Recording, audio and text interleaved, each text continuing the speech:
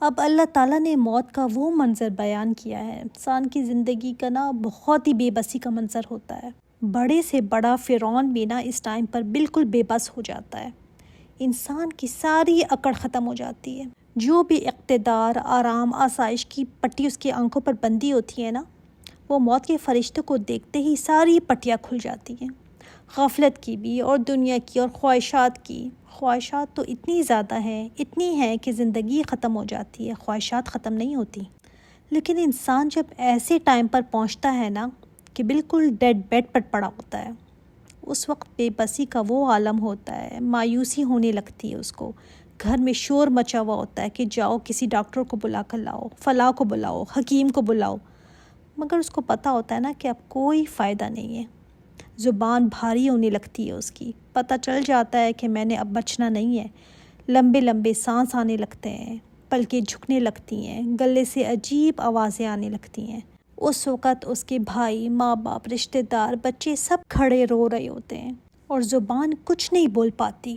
اس وقت اس کا جسم حرکت نہیں کر پاتا، بھاگ نہیں سکتا۔ وہ کہاں گیا؟ وہ سب مال و دولت، گھر، جائیدادیں جن کے پیچھے کیس کیے ہوئے تھے، وراثت پر لڑائیاں تھیں، سب کہاں گیا؟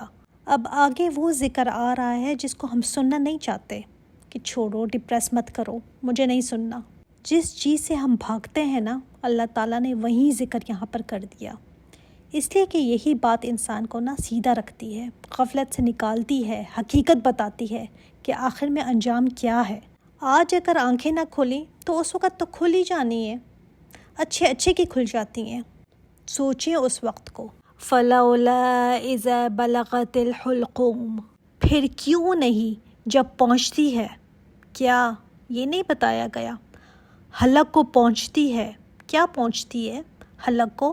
یہ روح، یہ جان جب حلق میں آ جاتی ہے، جان نکلنے کا مرحلہ کہ انسانوں کے پیروں سے جب جان نکلنا شروع ہوتی ہے اور پھر روح اوپر سے اوپر نکلتی جاتی ہے اور حلق تک آتی ہے اور منہ سے روح نکلتی ہے، اب سمجھ لینا باقی جسم سے جان نکل گئی ہے، بیڈ پر پڑا ہے، کوئی زندگی کی امید نہیں، کوئی آثار نہیں، اب بس واپسی ہے رب کی طرف۔ دنیا کی زندگی کو خیر آباد کرنا ہے، زندگی میں بھاگتے رہنا اللہ سے، باتوں سے، تو اب تو جانا ہی جانا ہے، اب تو قابو میں آ گئے تم۔ وَأَنْتُمْ حِينَئِذٍ تَنْظُرُونَ، اور اس وقت تم دیکھ رہے ہوتے ہو۔ کتنا مشکل وقت ہوتا ہے یہ، اسپتال کا کمرہ ہو یا گھر کا بستر ہو، آس پاس رشتہ دار کھڑے ہیں، دوست احباب کھڑے ہیں، لیکن سب بے بس ہیں، لاچار ہیں۔ اس وقت انسان کو صحیح پتہ چلتا ہے کہ اختیار کس کا ہے۔ سب کو پتہ ہوتا ہے کہ جا رہا ہے، یہ ہاتھوں سے نکلے جا رہا ہے، ڈاکٹر، نرسیں ہیں، سب ہیں، لیٹسٹ ہاسپٹل میں پڑا ہے، لیکن کوئی نہیں، کوئی کچھ نہیں کر سکتا۔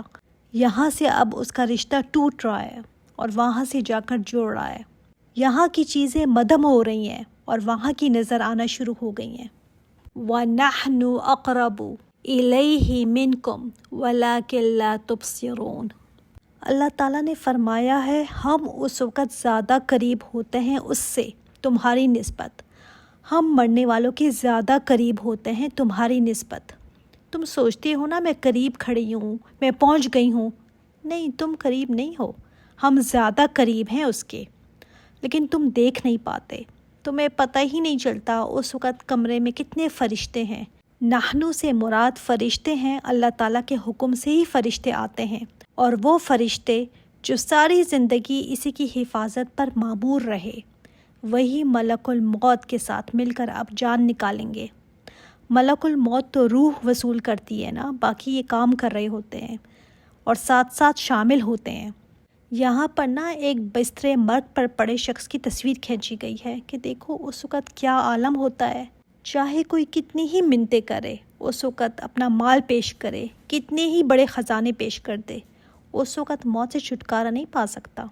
گھر والے چاہ رہے ہوتے ہیں کہ ابھی بڑی ذمہ داریاں ہیں اس پر، ابھی نہ جائیے، بچے اس کے چھوٹے ہیں، لیکن کھڑے ہی کھڑے دیکھتے رہتے ہیں، کچھ نہیں کر پاتے۔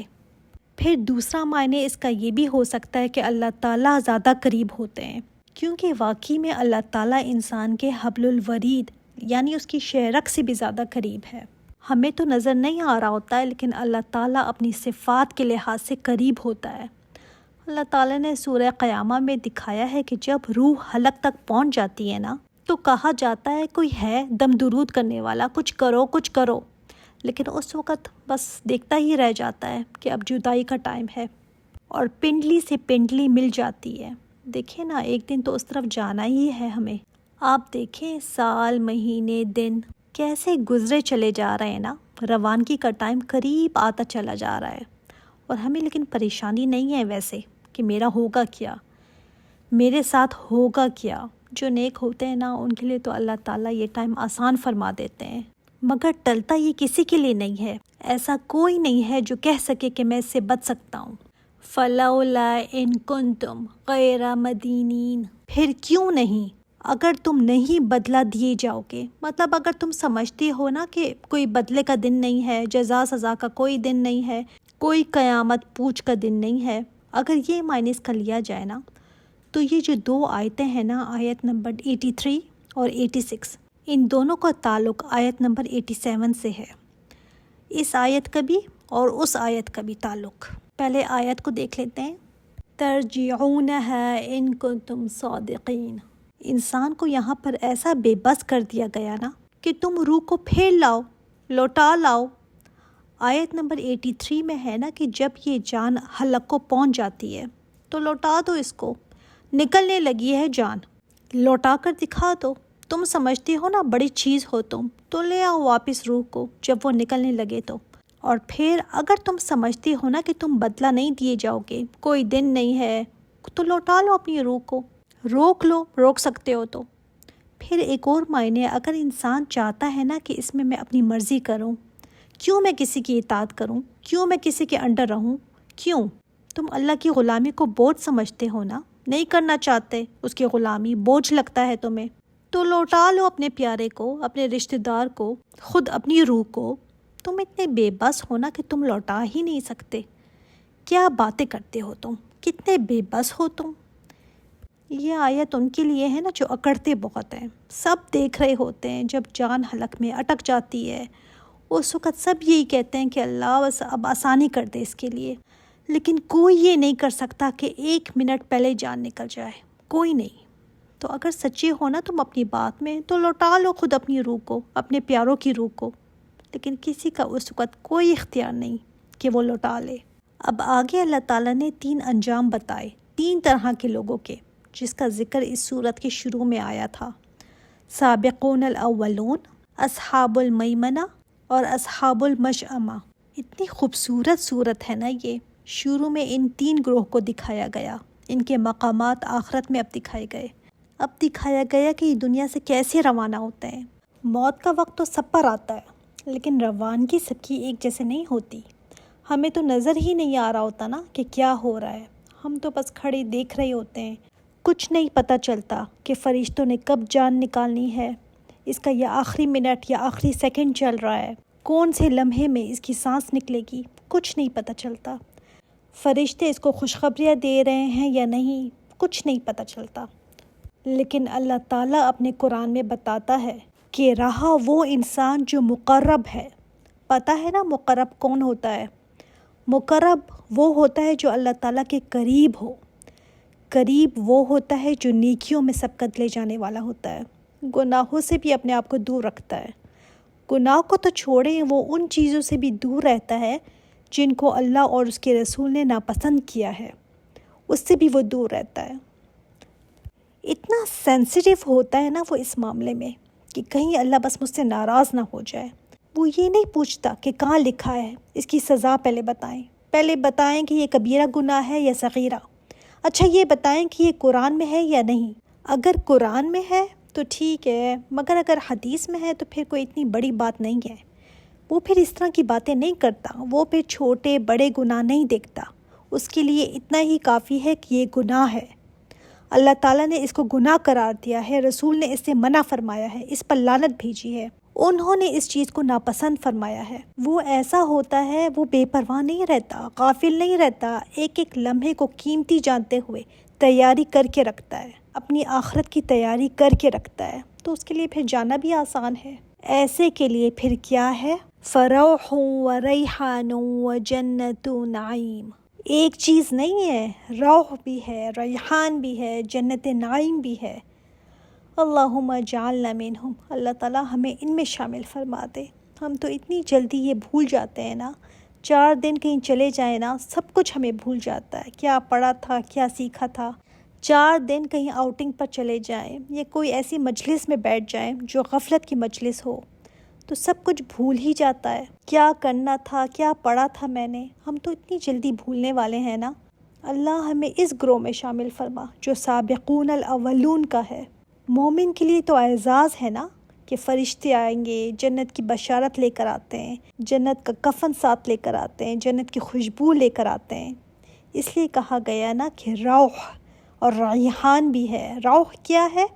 راحت، آرام، اور ریحان خوشبودار پھول یا خوشبو. جیسے حدیث میں بھی آتا ہے کہ مومن جب مرنے کے قریب پہنچتا ہے تو رحمت کے فرشتے اس کی روح قبض کرنے کے لیے آتے ہیں. سفید رنگ کے ریشمی چادر لے کر آتے ہیں اور کہتے ہیں اے روح نکل جا، تو بھی راضی ہوگی اور تجھ سے تیرا اللہ بھی راضی ہوگا. نکل اب اللہ کی روح اور ریحان کی طرف، یعنی راحت اور خوشبو کی طرف، اور اس رب کی طرف جو تجھ سے خوش ہے.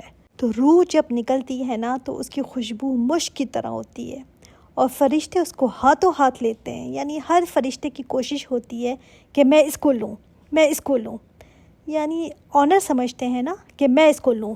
اور وہ اس کو سونگتے رہتے ہیں حتیٰ کہ آسمان کے دروازے تک اس کو لے جاتے ہیں. اور آسمان کے پہرہ دار کہتے ہیں یہ روح کتنی خوشبودار ہے جس کو تم زمین سے لائے ہو. سمجھ آئی نا اب ریحان کیا ہے، کہ اس کے لیے خوشبو لے کر آتے ہیں. حاضر ہوتے ہیں جب جال نکالنے وقت تو اس کو خوشبو میں لپیٹ لیتے ہیں. کتنی بڑی بات ہے. فرشتے خوشبودار پھول لے کر آتے ہیں. جیسے ایک مثال کے طور پر میں آپ کو سمجھاتی ہوں، جب کوئی VIP جہاز سے اترتا ہے تو اس کو کیسے پروٹوکول دیا جاتا ہے نا، پھول نچھاور کیے جاتے ہیں، اس کے لیے ریڈ کارپٹ بچھایا جاتا ہے، پھولوں کا بوکے دیا جاتا ہے، عزت و اکرام کے ساتھ گاڑی میں بٹھایا جاتا ہے، اس کو سلیوٹ کرتے ہیں. ایک ٹریٹمنٹ، اسپیشل ٹریٹمنٹ ملتا ہے نا اس کو. جو عام ہماری طرح کے لوگ ہیں وہ پہنچ جائیں تو وہ بھی پہنچ گئے، شکر ہے الحمدللہ پہنچ تو گئے خیریت سے. لیکن وہ والی چیز تو نہیں ہے نا جو VIP کو دی جاتی ہے. ہاں شکر ہے، بہت شکر ہے کہ جہاز کریش نہیں ہوا، شکر ہے کہ امیگریشن کی لائن سے ہم نکل گئے، شکر ہے. مگر ڈر تو لگا رہتا ہے نا کہ کہیں سائڈ پر کھڑا کر کے کچھ پوچھ نہ لیں. اس لیے کہا گیا وَأَمَّا إِن كَانَ مِنْ أَصْحَابِ الْيَمِينَ. سلامتی ہے تیرے لیے، تو اصحاب الیمین میں سے ہے. اب اس کے لیے بھی روح ہے اور ریحان ہے، مگر ویسا نہیں اہتمام جو ان کے لیے سابقون الاولون کے لیے کیا گیا ہے. یہ بھی کہا جاتا ہے کہ مرتے وقت مومن کو نا 10 قسم کے اعزاز ملتے ہیں. فرشتے سلام بھی کرتے ہیں. اس کی جب روح قبض کرنے کے لیے روشن چہرے والے فرشتے آتے ہیں. اس کی روح لپیٹنے کے لیے فرشتے ریشمی کفن لے کر آتے ہیں. پھر روح کو معطر کرنے کے لیے جنت کی خوشبو لاتے ہیں. پھر فرشتے مومن کو اللہ تعالیٰ کی طرف سے مغفرت کی بشارت دیتے ہیں. یعنی اس مرنے والے کو پتہ چل جاتا ہے کہ میرا سٹیٹس کیا ہے. موت جو ہے نا وہ آخرت کی منزلوں میں سے پہلی منزل ہے. وہیں سے پتہ چل جاتا ہے. وہیں سے یا تو پروٹوکول شروع ہو جائے گا یا کچھ اور شروع ہو جائے گا. اور پھر روح جسم سے جب نکل رہی ہوتی ہے اس سے مشک کی خوشبو آ رہی ہوتی ہے. آپ نے سنا بھی ہوگا کہ کئی لوگوں کا بتاتے ہیں کہ اتنی خوشبو اور قبر سے بھی آ رہی ہوتی ہے. اور اللہ معاف کرے، کچھ عرصہ پہلے جیسے ایک جرنلسٹ تھا کافروں کا، تو وہ مارا گیا تھا. مار کر انہوں نے اس کو کسی گڑھے میں پھینک دیا تھا. بعد میں جب اس کے ملک والوں نے کہا کہ اسے ہمارے حوالے کرو، تو جب کھولا گیا وہ گھڑا تو اس قدر بدبو تھی کہ کوئی پاس نہیں جا سکتا تھا. اور یہ بعد میں پھر نیوز میں بھی آیا تھا، اس کے پاس کوئی نہیں جا سکتا تھا. حضرت